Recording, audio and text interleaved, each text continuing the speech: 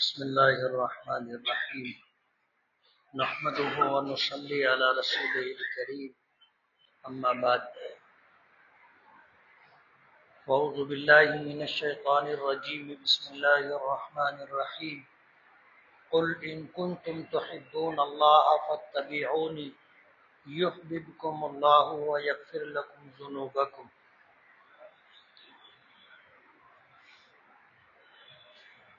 صدق اللہ العظیم۔ بزرگان محترم اور عزیز دوستو، ربیع الاول کا مبارک مہینہ پھر آیا۔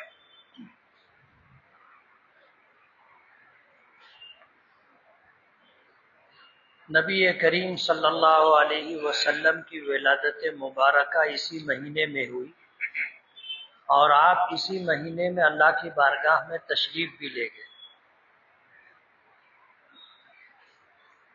ربیع الاول کا یہ مہینہ صرف آپ کی ولادت مبارکہ سے موسوم ہے، منسوب ہے، اور ہر سال اس کی آمد ہوتی ہے،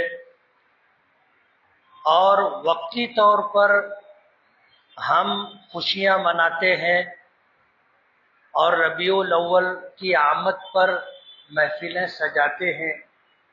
سرکار دو عالم صلی اللہ علیہ وسلم کی سیرت مبارکہ کے عنوانات سے جلسے ہوتے ہیں، آپ کی زندگی کا تذکرہ ہوتا ہے، اور اس بات کا اعادہ کیا جاتا ہے کہ دین و دنیا کی کامیابی اللہ اس کے رسول کے احکامات کے ماننے اور تابعداری میں۔ قرآن کریم کی ایک آیت کی میں نے تلاوت کی ہے۔ اللہ تعالیٰ نے اپنے محبوب جناب رسول اللہ صلی اللہ علیہ وسلم کو حکم دیا، قل، آپ کہہ دیجئے، اپنی امت کو بتا دیجئے، ان کنتم تحبون اللہ فاتبعونی یحببکم اللہ، اگر تم اللہ تعالیٰ سے محبت کرتے ہو تو میری اتباع اور پیروی کرو، فاتبعونی، میری اتباع اور میری پیروی کرو، یحببکم اللہ، تو اللہ بھی تم سے محبت کرے گا۔ اس کائنات کا خالق اور مالک اللہ ہے، اور اس پوری کائنات میں اسی کا حکم چلتا ہے۔ کائنات کی جتنی مخلوقات ہیں وہ سب اس کے تابع و فرما بردار، وہ اللہ تعالیٰ کے حکم سے ذرہ برابر بھی روگردانی نہیں کرتے۔ ایک انسان ہے کہ اللہ نے اسے کچھ اختیارات دیے اور اسے اسباب اختیار کرنے کا مکلف بنایا ہے، ورنہ انسانوں کے علاوہ کائنات کی جتنی مخلوق ہیں ان تمام مخلوقات کو اللہ پاک بغیر سبب کے روزی دیتا ہے۔ ہمیں سبب اختیار کرنا پڑتا ہے، کمانے کے لیے جد و جہد و کوشش کرنی پڑتی ہے، ہمیں نوکری کرنی پڑتی ہے، ملازمت کرنی پڑتی ہے، ہمیں کاروبار اور تجارت اختیار کرنا پڑتا ہے، یہ سبب ہے، اور ان اسباب کو اختیار کرنے کا ہمیں حکم دیا گیا ہے، اور اللہ تعالیٰ اسی بہانے سے ہمیں روزی دیتا ہے۔ دیتا اللہ ہے، اور اللہ اسباب کا محتاج نہیں ہے۔ جب وہ کائنات کی تمام مخلوقات کو بغیر سبب کے روزی دیتا ہے تو ہم ایک اکیلی مخلوق انسان کو بغیر سبب کے روزی دینا اللہ کے لیے کیا مشکل ہے؟ لیکن تمام مخلوقات ایک طرف اور انسان جسے اللہ نے مکلف بنایا ہے ایک طرف۔ اللہ تعالیٰ نے انسانوں کو اسباب کا مکلف بنایا، باقی سب کو بغیر سبب کے اللہ روزی دیتا ہے۔ اور انسانوں میں سے بھی کچھ لوگ ہیں جنہیں اللہ بغیر سبب کے روزی دیتا ہے۔ خود نبی کریم صلی اللہ علیہ وسلم کو اس بات کا حکم تھا، آپ دعوت و تبلیغ کا کام کیجئے، اللہ آپ کے لیے روزی کا انتظام کرے۔ انبیاء کرام علیہم الصلاۃ والسلام اور آج بھی دنیا میں ہیں کچھ لوگ اللہ کے مخصوص بندے، اللہ بغیر سبب کے روزی دینے پر قادر ہے، دیتا ہے نا۔ قرآن کریم میں وَمَن يَتَوَکَّلْ عَلَى اللَّهِ فَهُوَ حَسْبُهُ، جو اللہ تعالیٰ پر کامل توکل کرتا ہے اللہ اس کے لیے کافی ہے۔ تو یہ دنیا دار الاسباب ہے، اور ہم انسانوں کو اللہ نے اسباب اختیار کرنے کا مکلف بنایا ہے۔ اللہ اسی بہانے سے ہمیں روزی دیتا ہے، لیکن اللہ اسباب کا پابند نہیں ہے۔ اس کائنات میں اللہ جو تصرف کرنا چاہے کر سکتا ہے بلا اسباب کے۔ نبی کریم صلی اللہ علیہ وسلم کا اس مبارک مہینے میں آنا اور اس مہینے کا ہر سال آنا یہ اہم نہیں ہے۔ آپ اس پر غور کریں کہ آپ کا آنا تاریخ انسانیت کے رخ کو موڑ دینا ہے اور ہمیشہ کے لیے موڑ دینا ہے۔ آپ کی آمد سے پہلے دنیا کہاں تھی آپ غور کرو، آپ پڑھو تو اندازہ ہوگا۔ جہالت کی تاریکیاں عام تھی، اور ظلم و جبر کا قانون تھا، جس کی لاٹھی اس کی بھینس۔ جو طاقتور تھا وہ کمزوروں پر ظلم کرتا تھا، اور کمزور ہونا اس زمانے میں سب سے بڑا گناہ تھا کہ ہر ظلم اور ہر برائی ان کی طرف منسوب ہوتی تھی۔ کمزور ہونا گناہ تھا، جو طاقتور تھا وہ ظلم و جبر کے ذریعے جو چاہتا تھا وہ کرتا تھا۔ عقل معاف ہو چکی تھی، دنیا تاریکی میں اندھیرے میں ڈوبی ہوئی تھی، اور خاص طور پر خطہ عرب کا حال یہ تھا کہ کوئی وہاں حکومت کرنے کے لیے تیار نہیں۔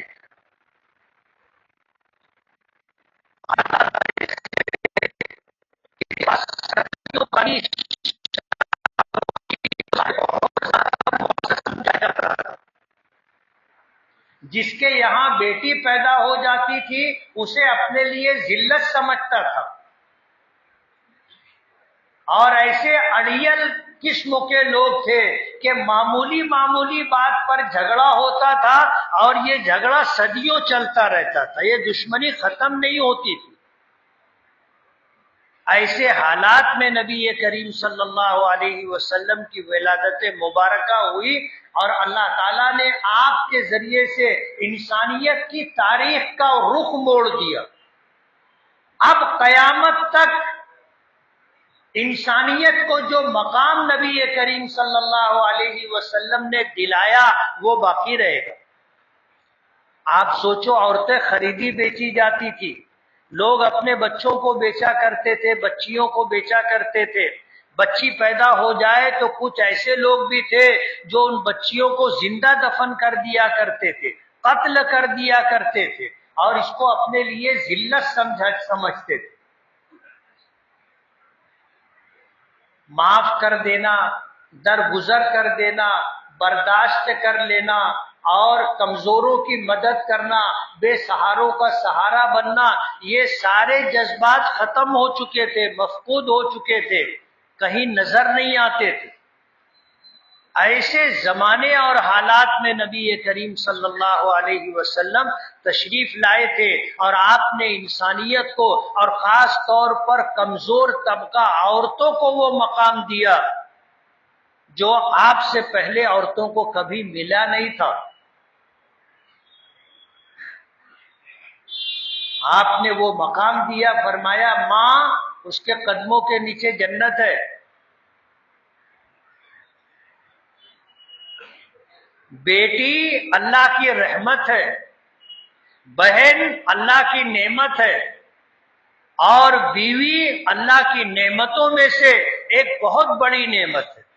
آپ نے فرمایا دنیا کلھا متاع وخیر متاع الدنیا المرأۃ الصالحہ، دنیا میں جتنی چیزیں ہیں یہ انسانوں کے لیے نفع اٹھانے کی چیزیں ہیں، الدنیا کلھا متاع، اور فرمایا وخیر متاع الدنیا المرأۃ الصالحہ، ان نعمتوں میں، ان چیزوں میں اللہ تعالیٰ کی بڑی نعمت، بڑی رحمت نیک بیوی ہے۔ آج اللہ نے اگر کسی کو نیک، فرما بردار، سمجھدار بیوی دے دی ہو، اسے اللہ کا شکر ادا کرنا چاہیے، اللہ کا شکر ادا کرنا چاہیے۔ اور اگر کسی کو نیک بیوی نہیں ملی، ایسی بیوی مل گئی جس کے ساتھ جینا مشکل ہو، تو یہ سمجھ لو اس کی زندگی اجیرن ہو جاتی۔ اللہ کی نعمتوں میں سے اور کائنات میں پائی جانے والی اشیاء اور چیزوں میں، مخلوقات میں سب سے بہترین نعمت اور نفع اٹھانے کے لیے سب سے بہترین چیز نیک بیوی۔ خود نبی کریم صلی اللہ علیہ وسلم نے فرمایا تھا حبب الی من دنیاکم ثلاث، اللہ تعالیٰ نے تمہاری دنیا کی 3 چیزوں کی محبت مجھے عطا کی، 3 چیزیں، الطیب والمرأة وقرۃ عینی فی الصلاۃ، خوشبو، اس دنیا میں مجھے خوشبو پسند ہے۔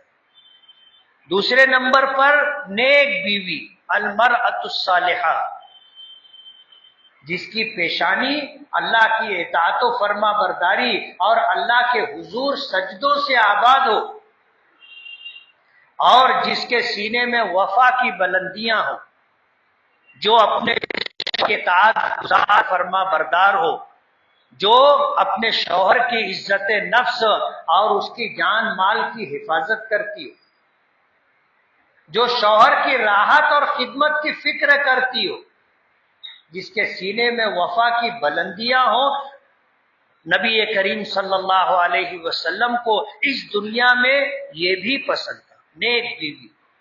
اور تیسری چیز وقرۃ عینی فی الصلاۃ، میری آنکھوں کی ٹھنڈک اللہ نے نماز میں رکھی۔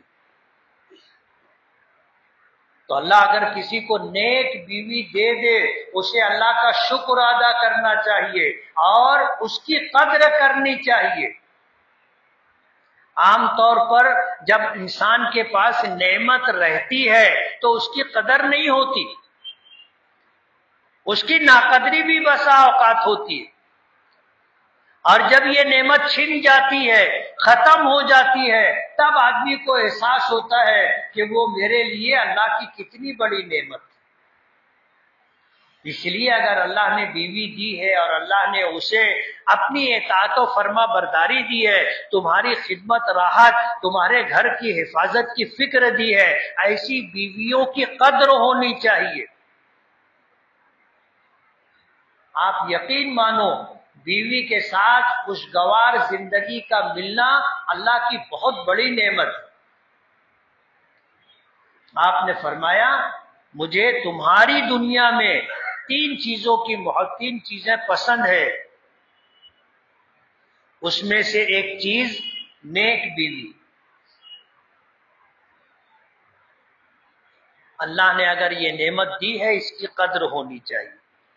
تو آپ کا آنا تاریخ کے رخ کو موڑ دینا تھا اور دنیا انسانیت کو وہ مقام دینا تھا اللہ نے جو ان کے لیے مقدر کیا تھا، اور اللہ تعالیٰ نے اپنے محبوب جناب رسول اللہ صلی اللہ علیہ وسلم کے ذریعے انسانیت کو وہ مقام عطا کیا، مظلوموں کو انصاف ملا، جہالت کی تاریکیوں میں رہنے والوں کو علم کی روشنی ملی، کامل دین اللہ پاک نے آپ کے ذریعے سے ہمیں دیا۔ اللہ کی الوہیت، اللہ تعالیٰ کی وحدانیت، اللہ تعالیٰ کی ربوبیت ہمیں ملی۔ اس کائنات میں سب سے بڑا ظلم اللہ کے ساتھ اس کی ذات و صفات میں کسی کو شریک کرنا ہے۔ نبی کریم صلی اللہ علیہ وسلم کے ذریعے سے ہمیں یہ نعمت ملی کہ اللہ کے ایک ہونے کا کیا مفہوم و مطلب ہے۔ اللہ تعالیٰ کی الوہیت کیا ہے، ربوبیت کیا ہے، یہ ہمیں اور پوری کائنات اور پوری انسانیت کو اللہ کے محبوب جناب رسول اللہ صلی اللہ علیہ وسلم نے بتایا۔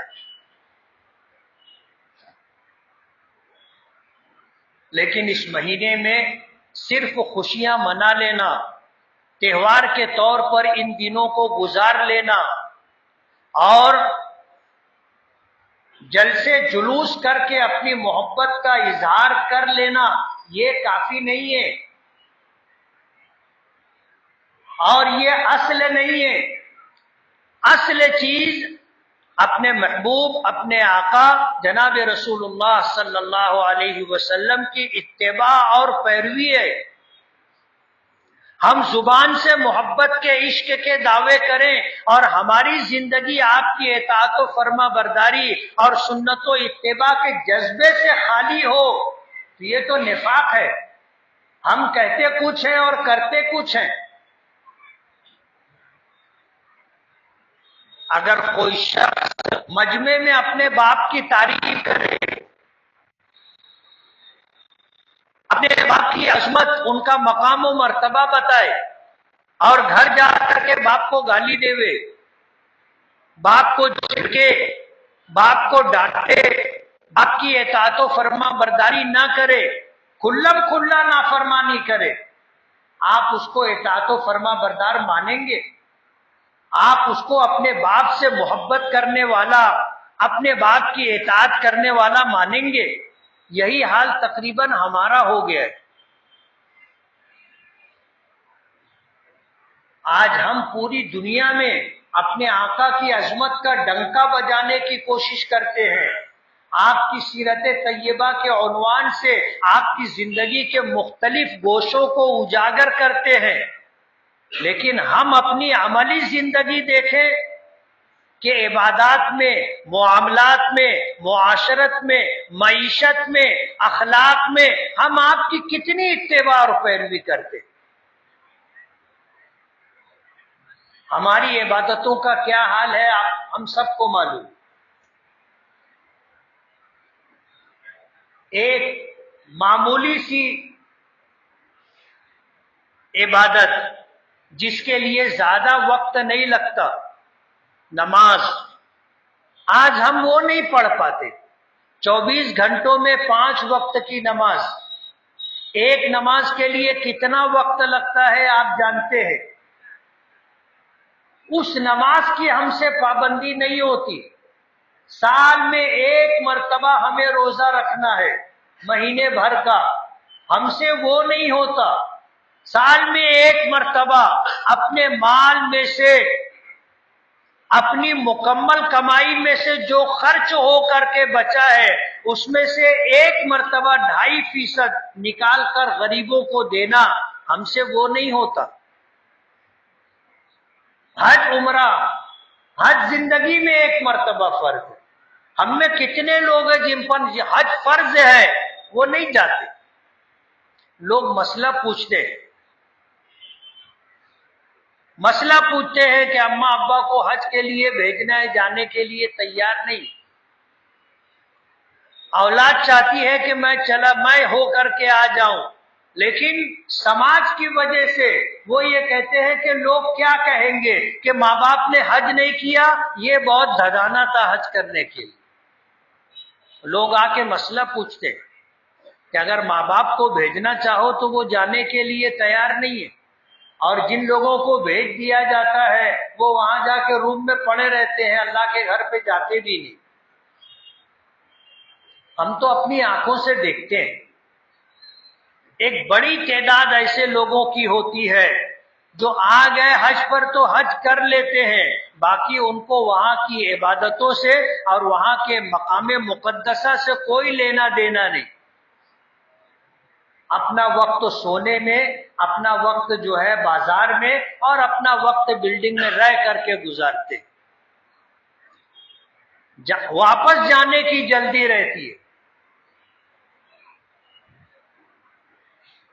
کچھ لوگ ہوتے ہیں جو وہاں مرنے کی تمنا کرتے ہیں، جاتے ہیں تو وہاں رہنا چاہتے ہیں، ورنہ ایک بڑی تعداد ایسے لوگوں کی ہوتی ہے جو حج پہ جانا نہیں چاہتے، لیکن سماج کی وجہ سے، اولاد کی وجہ سے چلے جاتے ہیں اور جا کر وقت گزاری کرتے ہیں اور واپس آتے ہیں۔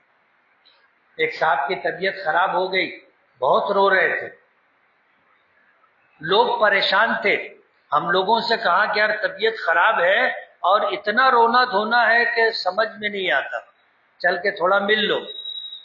ہم لوگ گئے، جا کر کے ان سے ملے اور ان سے پوچھا کہ چچا آپ اتنا رو کیوں رہے؟ بیماری ہے، علاج ہو جائے گا، اور ایسا تو نہیں ہے کہ تم کبھی بیمار نہیں ہوئے، گھر پہ بھی بیمار ہوئے اچھے ہو گئے نا، یہاں بھی اچھے ہو جائیں گے۔ بڑی مشکل سے انہوں نے اگلا، بولے میں مر جائیں گے۔ ان کو وہاں مرنا نہیں تھا، اور ان کو ایسا خوف ہو گیا تو بولے میں مر جاؤں۔ ارے میں نے کہا کہ چچا یہاں مرنے کے لیے نصیب لگتا ہے، یہاں مرنے کے لیے نصیب لگتا ہے، تمہارے جیسے ہمارے جیسے یہاں کہاں مرنا؟ بولو مرو گے نہیں تم، بالکل مت گھبراؤ، اطمینان رکھو، اچھے ہو جاؤ گے، وہیں مالیگاؤں میں جا کے مرو گے۔ ایسا بھی ہوتا ہے۔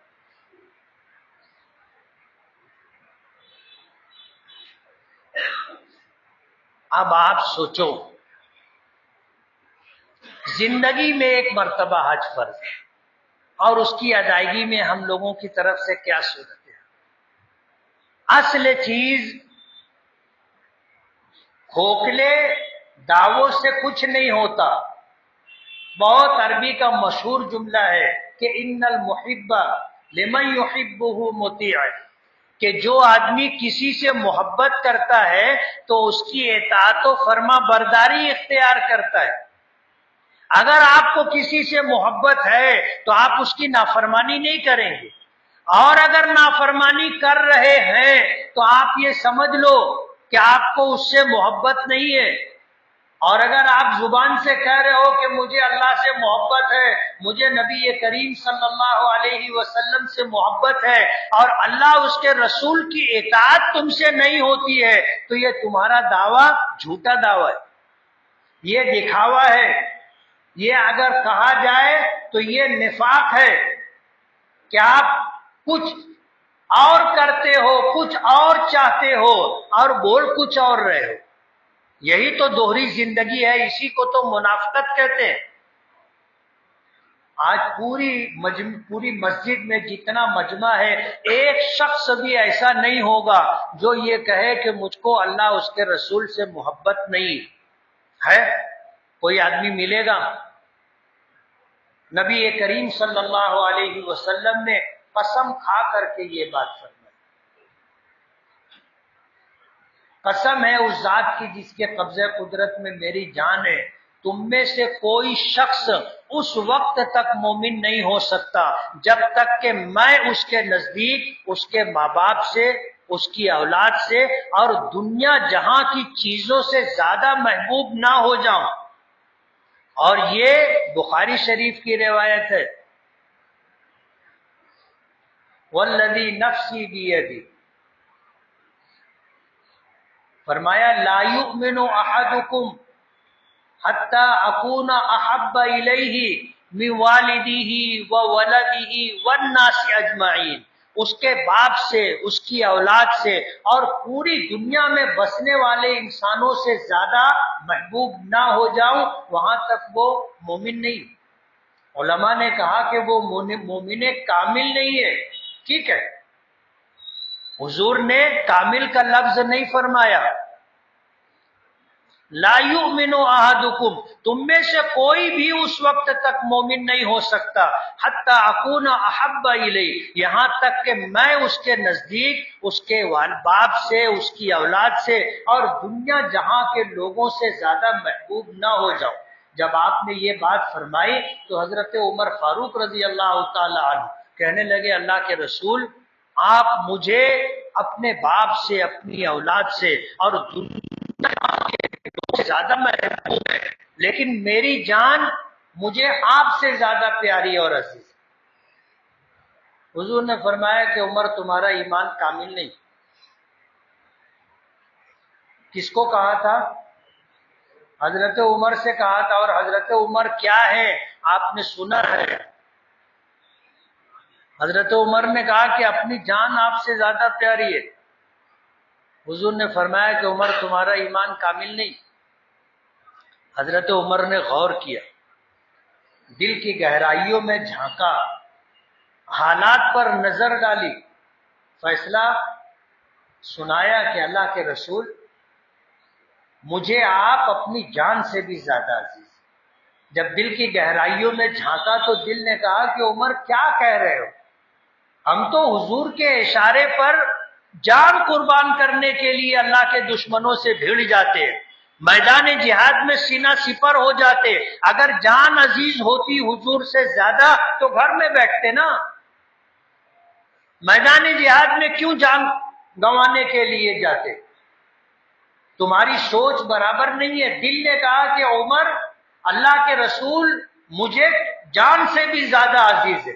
تو حضرت عمر کو کہنا پڑا کہ اللہ کے رسول آپ مجھے اپنی جان سے بھی زیادہ عزیز ہیں۔ تو حضور نے فرمایا الآن عمر، اب تمہارا ایمان کامل ہوا ہے۔ تھوڑا ہم بھی غور کریں، دل کی گہرائیوں میں جھانکے، اپنے حالات پر نظر ڈالیں، اپنی عبادات، اپنے معاملات، اپنا کاروبار، اپنی معاشرت، زندگی، اپنے اخلاق، تھوڑا دیکھیں کہ اس میں اللہ اس کے رسول کی کتنی تابع داری و فرما برداری۔ صرف زبان سے کہہ دینے سے مسئلہ حل نہیں ہوگا، سچائی اور حقیقت کی ضرورت ہے۔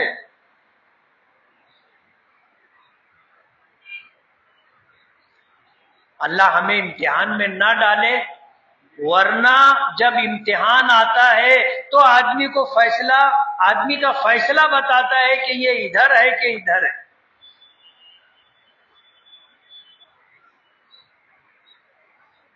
جن لوگوں کو ہم خالص دنیا دار سمجھتے ہیں، خالص دنیا دار، کہ بھائی اس کو کیا لینا دینا اسلام اور دین و مذہب سے، لیکن ان کا بعض عمل یہ بتاتا ہے کہ ان کے پاس ایمان کس درجے کا ہے۔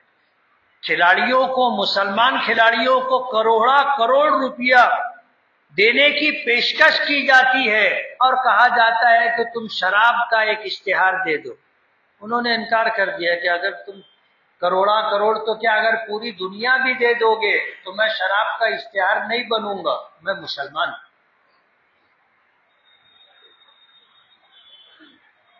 سوچو ہم اگر اس جگہ ہوتے تو ہمارا دل بھی کہتا اور لوگ ہم کو سمجھاتے، ابے تھوڑی دیر کی تو بات ہے، بعد میں توبہ کر لینا، اللہ تعالیٰ سے معافی مانگ لینا، کون سا یہ شرک ہے، گناہ ہی تو ہے، اور کیا ہم سے گناہ نہیں ہوتے کیا؟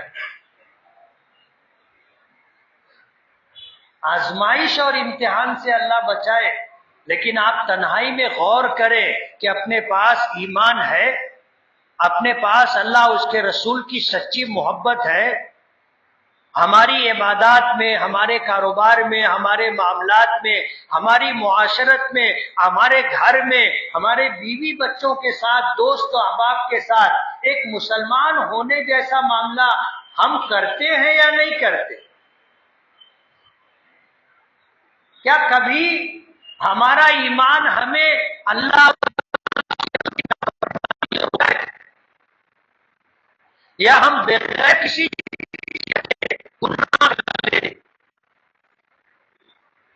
کبھی آپ غور کرو، کوئی دوسرا ہم کو بولے تو ہم کو برا لگے گا اور لگتا ہے، لیکن ہم اگر اپنے معاملات کو خود دیکھیں تو ہم خود اپنے بارے میں فیصلہ کر سکتے نا کہ کیا ہمارا ایمان، کیا اللہ کے رسول کا امتی ہونا ہمیں کسی گناہ سے روکتا ہے؟ ہم گناہ کرنے لگے اور پھر یہ بات آ جائے کہ بھئی یہ اللہ کی نافرمانی ہے، نہیں کرنا، یہ رسول کی سنتوں کی خلاف ورزی ہے، ہمیں نہیں کرنا ہے، کبھی ایسا ہوتا ہے؟ ہم تو گناہ دھڑلے سے کر لیتے نا. اور ایسا بھی ہوتا ہے کہ کبھی اگر کسی کو اس طرح ٹوکو، ارے بولے جاؤ اپنا اپنا دیکھو، سننے کے لیے بھی تیار نہیں رہے. تو زبانی دعویٰ ہمیں کام نہیں آئے گا، عملی زندگی چاہیے. اور اس دنیا میں کامیابی کا واحد راستہ ہے ایمان والوں کے لیے اللہ اس کے رسول کی اتباع اور پیروی. اللہ اس کے رسول کی اتباع و پیروی چھوڑ کر کے ہم کوئی بھی طریقہ اختیار کر لیں، مغربی تہذیب کو اپنا لیں، ان کے افکار کو اپنا لیں، دنیا میں مال و دولت مل جائے اور ہم چاہے سمجھے کہ مال و دولت کی وجہ سے ہمارے مسئلے حل ہو جائیں گے، ہم کو کسی سیاسی پارٹی کا اور کسی سیاسی شخصیت کا سپورٹ مل جائے اور ہم سمجھے کہ ہم کامیاب ہو جائیں گے، یہ سب دھوکہ ہے. مسلمان کی کامیابی صرف اللہ اس کے رسول کی اطاعت و فرما برداری میں ہے. یہ ایک جملہ یاد رکھنا، چاہے کچھ یاد رہے نہ رہے. ایک ایمان والے کی کامیابی صرف اور صرف اللہ اس کے رسول کی اطاعت و فرما برداری میں ہے.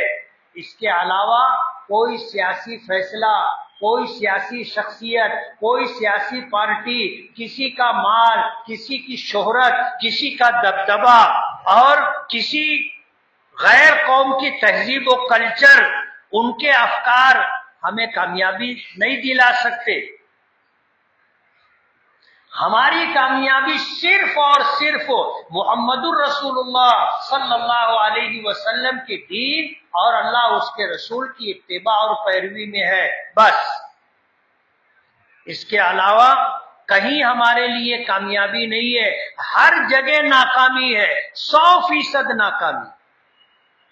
اور اللہ اس کے رسول کی اتباع و پیروی میں 100% کامیابی. اللہ ہمیں عمل کی توفیق عطا فرمائے. وآخر دعوانا ان الحمد للہ رب العالمین.